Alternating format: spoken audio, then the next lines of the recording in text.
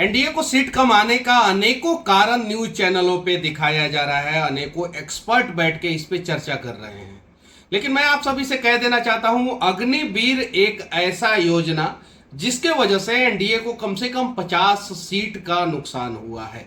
इस पे जो है चर्चा होना चाहिए। हालांकि इन सब चीजों के आगे हम लोग निकलते हैं और अगले साल बिहार में विधानसभा चुनाव है। नीतीश जी सदन के अंदर कह चुके हैं कि इस बार जो है इधर उधर करके कोनो कोनो जीत गया है सब ना, अगली बार सब का सब हार जाएगा। ये सब कोनो काम किया है, मोदी जी खाली काम किए हैं। लेकिन मैं कह देना चाहता हूं आप सभी से कि अग्निवीर योजना पे एक बार समीक्षा करने की जरूरत है और अग्निवीर योजना पे एक बार युवाओं को साथ लेने की जरूरत है, उनसे बात करने की जरूरत है, उन्हें समझाने की जरूरत है।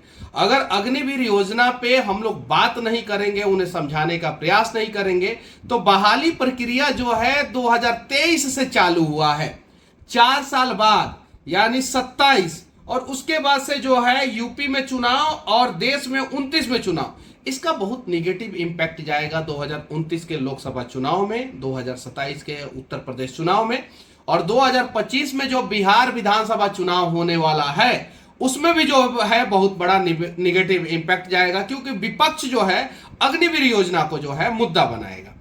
इसके पीछे का सबसे बड़ा रीजन यह है कि आर्मी एक ऐसा संस्थान है जहां पे आर्मी के लोग भी सोचते हैं कि अगर हमारे बच्चे को कहीं रोजगार नहीं मिलेगा तो हम उसे जो है फिजिकल फिट बनाएंगे, उसे दौड़ाएंगे और वो जो है आर्मी में जाएगा। किसान वाले भी सोचते हैं कि अगर हमारे बच्चे को कहीं सरकारी नौकरी नहीं मिल पाया तो हम उसे खेत के पगडंडियों पे दौड़ाएंगे और उसे फिजिकल फिट बनाएंगे और उसे आर्मी में भेजेंगे। अग्निवीर योजना इसलिए भी महत्वपूर्ण हो जाता है कि इस देश का मध्यम वर्गीय परिवार, किसान परिवार और सेना में काम कर रहे जवान ये सोचते हैं कि भविष्य में हमारे बच्चे अगर फिजिकल फिट हुए तो उन्हें आसानी से आर्मी की नौकरी मिल जाएगी, पैरामिलिट्री फोर्सेस की नौकरी मिल जाएगी। लेकिन अग्निवीर योजना आ जाने से जो है उन्हें लगा कि हमारे बच्चों का भविष्य जो है वो सिर्फ और सिर्फ 4 साल के लिए सिक्योर हो पा रहा है, उसके आगे हमारे बच्चे क्या करेंगे। जैसे किसान अपने बच्चे को जो है सुबह अपने साथ लेके खेतों के पगडंडियों पे दौड़ाना शुरू कर देता है और उसे पता रहता है कि अगर हमारा बच्चा इस पगडंडी पे दौड़ रहा है तो आर्मी के ट्रैक पे भी दौड़ेगा और नौकरी भी लेगा।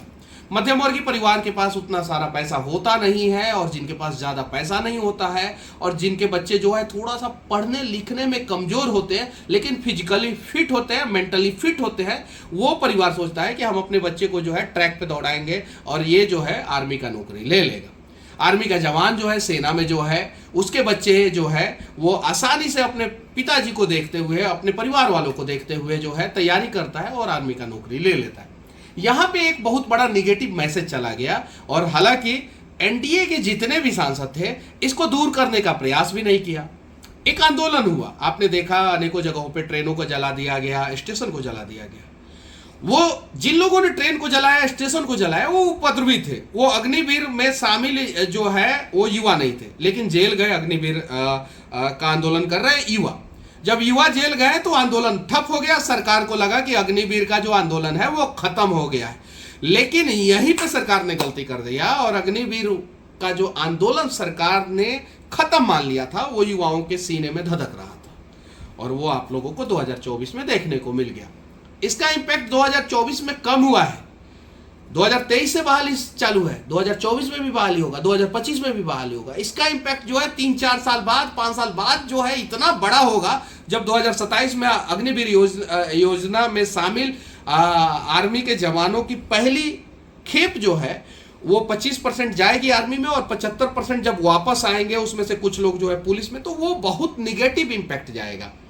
तो सरकार से मैं विनती करना चाहता हूं और गठबंधन में जितने भी पार्टी हैं उन लोगों से विनती करना चाहता हूं कि आप सभी एक बार अग्निवीर योजना पे सोचे, क्योंकि आप लोगों ने सोचा था कि किसान आंदोलन बहुत बड़ा आंदोलन है और उस वजह से जो है आपने बिल वापस लिया था, जबकि किसान आंदोलन की वजह से मैक्सिमम जो है 10 सीटें डैमेज होता, मैक्सिमम 10 सीटें डैमेज होता।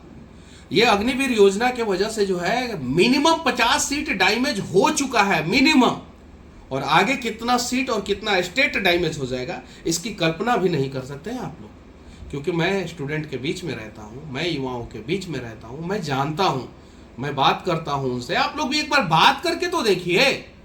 हालांकि ज्यादातर सांसद तो युवाओं से बात भी नहीं करना चाहते, ये सच्चाई है।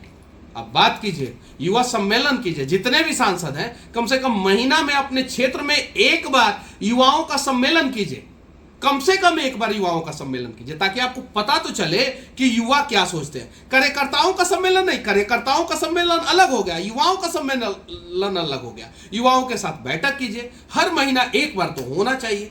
और अगर हर महीना नरेंद्र मोदी जी मन की बात कर सकते हैं, तो हर एक सांसद जो है अपने संसदीय क्षेत्र में युवाओं के साथ बैठक कर सकता है, सम्मेलन कर सकता है। तब आपको पता चलेगा सरकार की योजनाएं जो है अच्छे ढंग से आप युवाओं तक पहुंचाएंगे, और युवाओं का समस्या जो है सरकार तक पहुंचाएंगे। और सांसद का काम है, वो कड़ी है, युवाओं की समस्याओं को सरकार तक पहुंचाना, सरकार की योजनाओं को युवाओं तक पहुंचाना।